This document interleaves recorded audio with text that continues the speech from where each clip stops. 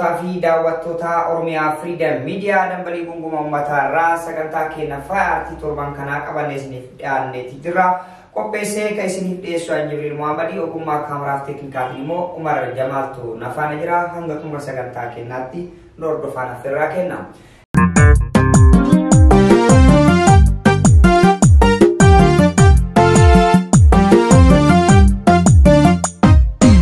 Torban kanasi sagantaa keenya fa'aati torban kanaatiin sirboota afaan Oromoo ergaalee hedduu qaban sirboota babbareedaa eenna kana bahee isiniif filannee dhamaa fi dhaamsa isaa isin biraan geenna.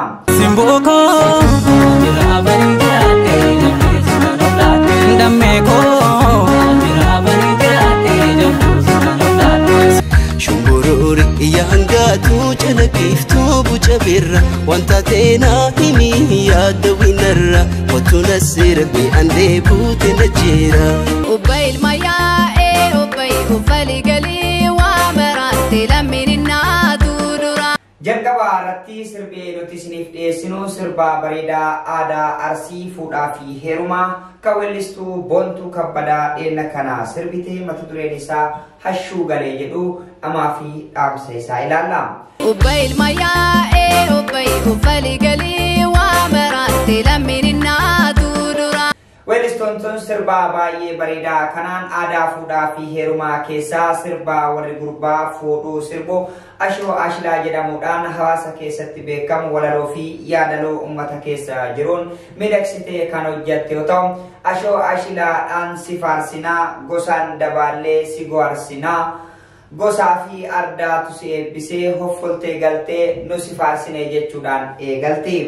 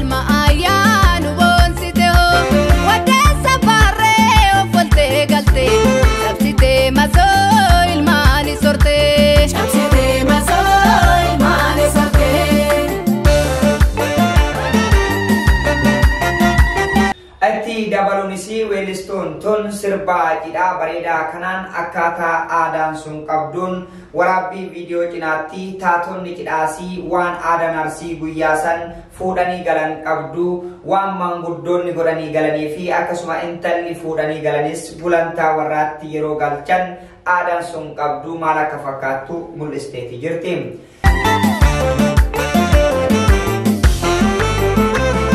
ubay ilmayaa ufali gali wa marante laminna tudura ubay ilmayaa ubay ufali gali wa marante laminna tudura kangamambu ubay suni ennuo ubay gombarsicha ubay laumbennu ubay gombarsicha ubay ule habulu ubay ilfenyi jar ubay barwanta mulu ubay ilmayaa ufali gali wa marante laminna tudura ubay ilmayaa ubay ufali gali wa marante laminna tudura dabalunisi ammas amoomonni yeroo galutti amoomota faarsuudhaan yookaan immoo warra cidhaa olee galusaan faarsuudhaan ashuu galee baga galtanii dubbii warra raaftanii jechuudhaan faarsiti. ashuu galee baga galtanii dubbii warra raaftanii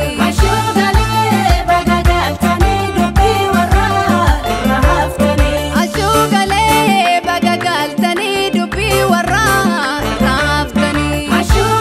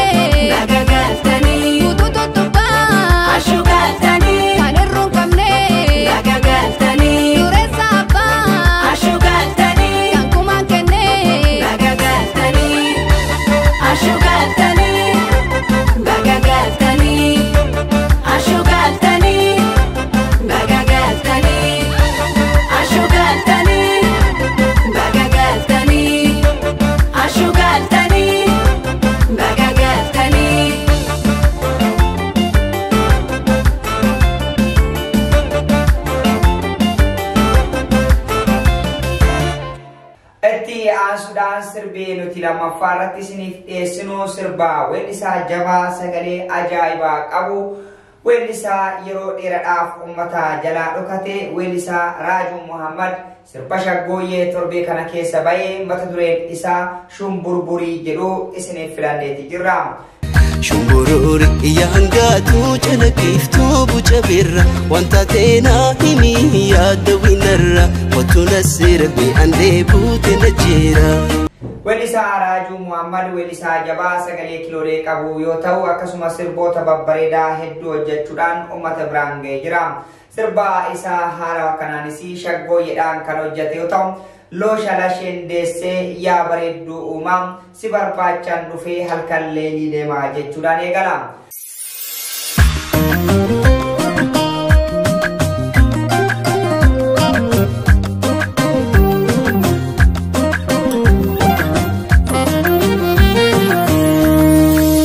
Loosha lasheen deessee yaa bareedduu uumaa si barbaachaan dhufee halkan leelii deemaa. Shalashin dese ya barita umae si barbachan dufe halkan deema Shumbururi iyaangatu chalakiftu bucha birra wanta teena himi yaada winarra watuna sirbi ande bute najira. Shumbururi iyaangatu chalakiftu bucha birra wanta teena himi yaada winarra watuna sirbi ande bute najira. Raaju Muhammad sirba kanan wal jala qabuudhaan kan hojjete yoo ta'u sirba bareedaa sadarkaa aartii Oromoo guddiseedha. Na dhukkubuun koo dhugumaan qoricha kootu raajiin kiyya sumaa jechuun eegaltiin.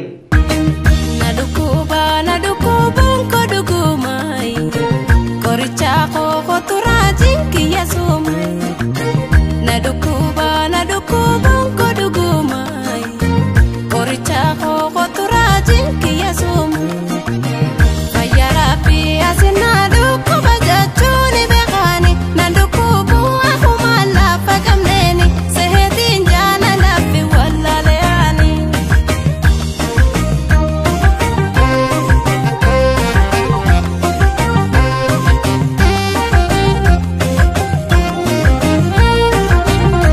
Ati dabaluudhaan welisa jabaan kun sirba bareedaa kanaan Sambaleeta Daaremoo Citaallaatee gammoojjiin urgaan tantee natti dhooytee dhufte qilleensa wajjin jechuudhaan uumama lafarraa dachee magariisaan bareechee hojjetee jira. Sambaleeta Daaremoo Citaallaatee gammoojjii urgaan tantee na dhooyte dhufte qilleensa wajjin. Darrateetii na jira konni sirbina wajjin dumeessirarraa numatti roobini eegaran joollummaa namatti hin booyini obsiyaa hiriyaa yootine yaachiisin imimaan jaalala bochenan bocheessin. Dabaluun xumuraa irratti weellisaa Raaju Muhammad wallee bareedaa kanaan abboon nan jaalatu buna na guursiisaa osoo na jaalatee sima na fuusisaa jechuudhaan miidhagsee goolaba.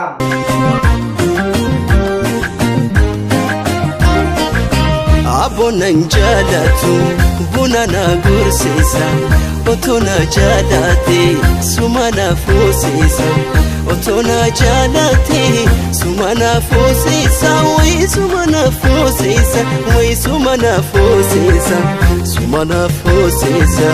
Hiran ko darabi tawa hubanu yo alif no gode abshir walin damno yo alif no gode abad walin damno yo alif no gode abshir walin damno. Tolega bishani waraba Tolega boru fardin duine Tolega galgalani drufa Tolega oso atim duine sirana fuga Tolega bisham bishu garba Tolega wabe jalamadda Tolega jiran wal garra Tolega dunu kabrin adtana dugaga Duma irrattisi mammarime shaggoyye jechuun shaayatti godhama. Au mammarime shaggoyye lashgodhime Au mammarime shaggoyye komarsime Au mammarime adala bottu gamna maftaganna Au mammarime lalifne abdunyarra mulifana Shaggoyye mammarime Shaggoyye mammarime Shaggoyye mammarime Shaggoyye shaggodhime Shaggoyye mammarime Shaggoyye komarsime Shaggoyye mammarime Shaggoyye dattaysime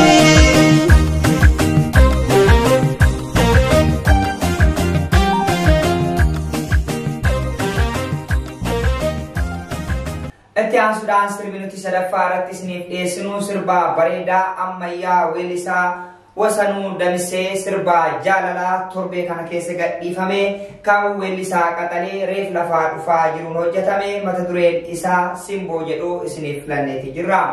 Simboo koo jiraabanii jiraatee jabbii sunan oblaatee dammee koo jiraabanii jiraatee jabbii sunan oblaatee. Weellisaa Wasanuu Damisee weellisaa jabaa sagalee kiloolee qabu yoo ta'u sirba ammayyaa bareedaa kanaan sadarkaa aartiin Oromoo irra gayaa fi akkasuma irra jiru kan nutti mul'ise yoo ta'u aartiin Oromoo teknooloojiidhaan deeggaramuudhaan haala bareedaa kanaan miidhagsee hojjetee jira. Yaa gameettii daawwitii koo ansinaan of argaa beekii hamartii koo jechuudhaan eegala.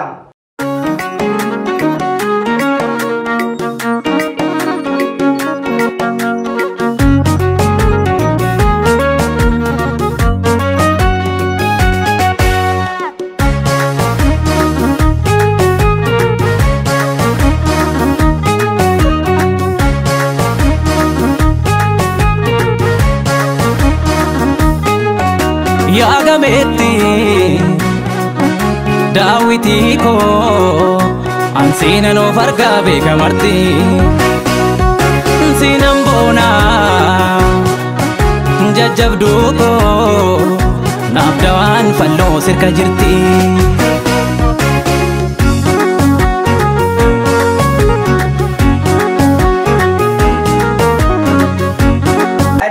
Reef lafaa dhufaa jiru kun sirba bareedaa ajaa'ibaa kanaan qulqullina sagalee fi viidiyoo kilipii akkasuma qulqullina iddoolee isaan waraabbiidhaaf filatanii ajaa'ib kan nama jechisiisudha.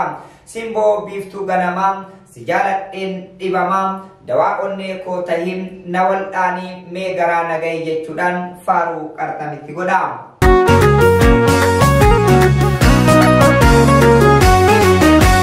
Simboo biiftuu ganamaa jaaladheen dhibamaa dawaa onnee koo tahiin na waldhaanii mee garaa nagahii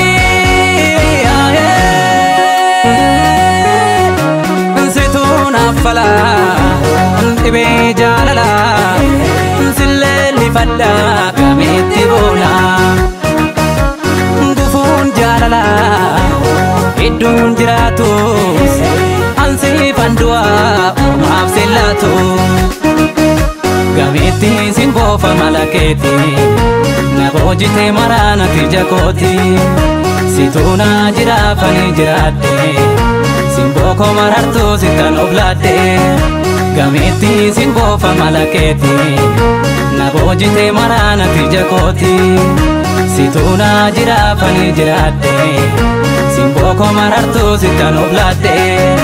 Simboo koo jiraabanii jiraatee jabbii sunan oblaatee dammee koo jiraabanii jiraatee jabbii sunan oblaatee. Simboo koo jiraabanii jiraatee jabbii sunan oblaatee dammee koo jiraabanii jiraafanii jiraate dambii si kan ollaate tumaa jiraafanii jiraate jabduu si kan ollaate. Atti dabaluudhaan weellisaan qaxaleen kun sirba bareedaa kanaan walaloo mimmiidhagoo gurra namaa seenuun hojjate yeroo jaalalaa haalaan waan miidhagse fakkaata. Ormoo namaan naatu dabanutti yaadaniin waloo qabnaa ni fullaanaa hamtuu fagootti lagannaa jechuun shaayitti godha. Simbooko jiraafanii jiraate dambii si kan ollaate dammeeko jiraafanii jiraate jabduu si kan ollaate.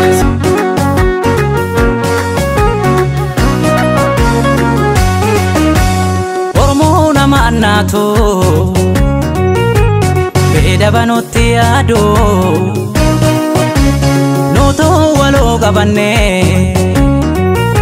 ni fullaanamtu fagoo laganne. Iftuu dukkana aduuf qabbana jechuu sin ibsu guutuu amara giiftii jaalala martuu silaala gameetti karoo yoomuu sin jaalla. Egaa kabajamtoota daawwattootaa fi hordoftoota Oromiyaa Freedom Media dambalii gungumaa uummataa irraa sagantaan kennaa faayaartii irraa asumarratti goolabama. Torbaan sagantaa biraatiin hanga walitti deebinutti gamanumaan nagaa isinitti dhaammachaa qopheessee keessaniif dhiyeessan Jibriil Muhammadii ogummaa kaameraa fi teeknikaatiin immoo Umar Jamaaltu nafaana ture. Qophiilee OFM kanneen hafan waliin turtii gaarii isiniin jenna.